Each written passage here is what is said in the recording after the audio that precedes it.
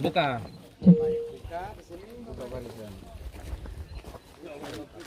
Baik, dalam hitungan ketiga, Museum Sohorai di Kampung Adat Mata Besi diresmikan oleh Gubernur Nusa Tenggara Timur. Dalam hal ini Kepala Dinas Pariwisata Provinsi Nusa Tenggara Timur. Kita sama-sama hitung. 1, 2, 3.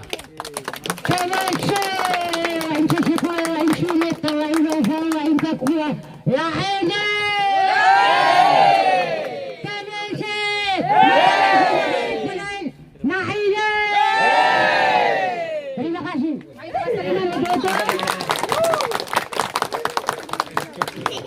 Kami silakan untuk meninjau di dalam museum. Berapa kekuatan? Kekuatan bisa bertambah. Komunitas Sohorai ini saya nyatakan dibuka dengan diresmikan pada hari ini. Selamat dan sukses untuk komunitas Sohorai. Saya nantikan gebrakan dan prestasi-prestasi lainnya dari komunitas ini. Semoga Tuhan Yang Maha Kuasa senantiasa menyertai dan mengembangkan budaya, melestarikan budaya. Bagi saya sebagai Kadis Pariwisata Provinsi, rasa-rasanya dapat energi baru. Sangat luar biasa. Jadi untuk itulah pada kesempatan ini, kebetulan Pak Siswanto ada di sini, Bu Neneng ada di sini, teman-teman yang lain, terutama yang berasal dari luar Kabupaten Belu ada di sini. Saya pikir kehadiran kita di sini, sebenarnya kalau tahu ada komunitas seperti ini, saya biasa pasti bawa nota kesepahaman bagaimana mendukung setiap pengembangan pariwisata. Keren, terima kasih. Kemarin saya tidak terbayang suasananya seperti ini, jadi saya tidak bawa itu. Karena apa? Jadi momentum pertemuan biasanya kan untuk kedua kali, ketiga kali relatif sulit. Ketemu Pak Siswanto nanti mesti ke Jakarta dulu, gitu. Tapi tidak terdapat suasana seperti ini. Jadi untuk itu, walaupun demikian, jadi saya mengharapkan sekali lagi bagaimana ke depan kita bersama-sama Museum Sohorai di Kampung Adat Mata Besi ini betul-betul menjadi sebuah bagian keunikan kunci untuk mewarnai bagaimana daya tarik Belu terutama Papua ke depan.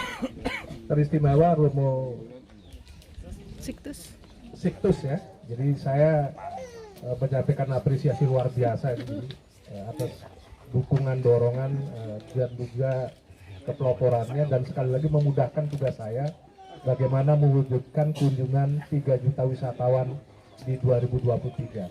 Nah, jadi Keren. jadi baguslah, jadi pariwisata itu sekarang lagi keren ya. Jadi keren betul sekarang. NTT ingin mencapai 3 juta kunjungan wisatawan, di mana salah satu kekuatan kuncinya lah Belu. Nah Belu, ini saya sudah dituduh Pak Kadis. Mengapa? Ada 1,2 juta perjalanan dinas wisatawan dari Timor Leste ke Indonesia.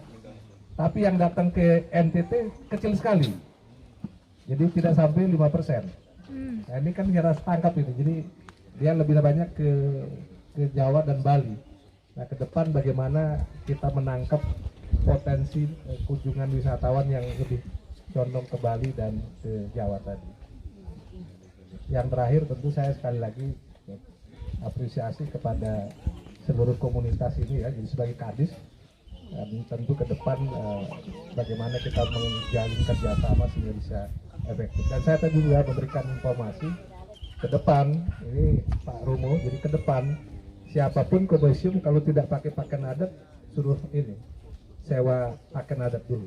Siap. Karena ini sudah 2020 nanti Romo, jadi teman-teman semua seluruh wisatawan yang masuk ke rumah adat, ke kampung adat wajib harus pakai tenun ikat setempat. Karena kalau tidak nggak dapat value-nya. Jadi kalau saya dengan Pak Siswanto, kalau saya dapat Pak. Jadi saya sengaja berapa pakaian adat ini biasanya feel-nya lebih dapat gitu. Karena kita berada dalam situasi rumah adat dan ini sedang didorong oleh Bapak Gubernur sehingga setiap rumah adat ke depan dibagi 3 area. Jadi area inti memang betul-betul harus menyesuaikan dengan karakter paling tidak berpakaian. Kalau yang lain agak sulit bahasa dan sebagainya. Yang paling depan nanti adalah area bisnis itu yang bisa menyiapkan untuk rumah makan, ekonomi kreatif dan sebagainya. Sehingga ya kita sekali lagi merasakan bagaimana memelihara sebuah kampung adat, rumah adat lebih bercirikan daerah masing-masing. Ini yang tentu sangat sejalan nanti ya dengan teman-teman di museum, dengan Ibu Neneng. Jadi artinya pengembangan rumah adat, kampung adat sejalan dengan ciri-ciri atau aksesoris-aksesoris yang akan dikembangkan. Saya pikir itu kekaguman saya dari posisi sebagai Kepala Dinas. Selanjutnya izinkan saya menyampaikan sambutan Bapak Gubernur sebagai apresiasi penghargaan terhadap komunitas Bromo Situs dan kawan-kawan yang telah membangun museum.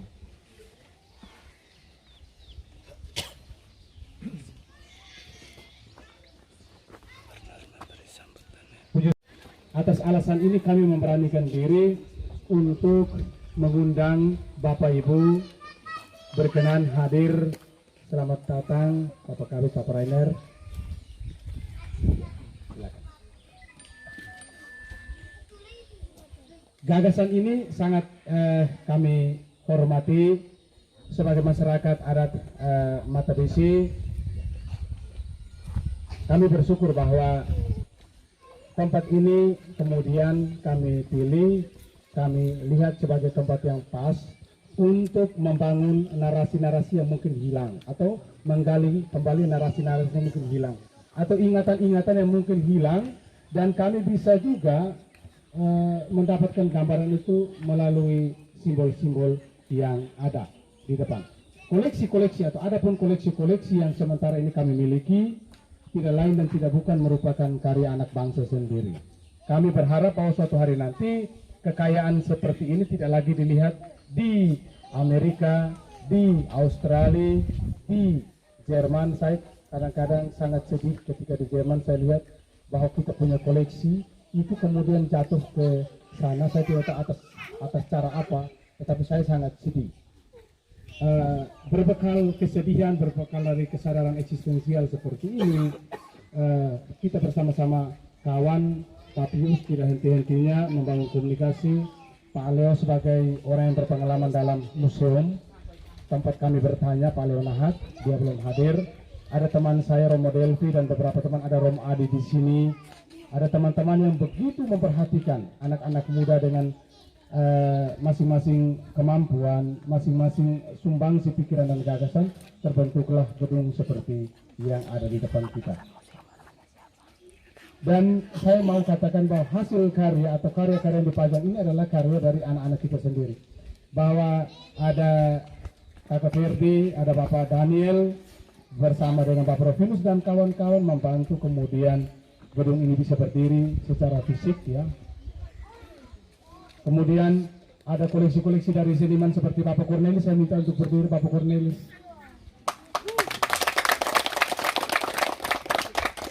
Baik, peta lanskap itu dibuat dengan sekali jalan saja. Saya tidak tahu ini anak atau ini orang tua ini punya kemampuan spasial yang bagus sehingga bisa ini. Dan lukisan-lukisan atau ukiran-ukiran juga adalah hasil karya dari seniman tangan terberkati Bapak Yosef Pesil.